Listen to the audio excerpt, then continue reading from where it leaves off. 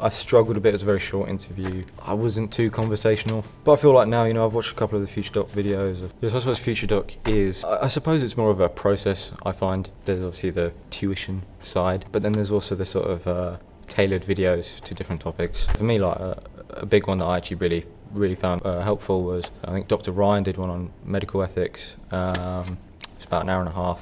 Really good stuff, and I feel like now all my answers are far better on that subject. Last year I applied to 4 unis. I got an interview at one. I feel a lot more relaxed now. And obviously it's always helpful there's like a value in speaking to people who are far more experienced than you, have gone through the whole process, in and out, that stuff. But I think just the fact that there's a sort of experience of it and there's a day for it as well before your interview. Definitely the feedback, really constructive.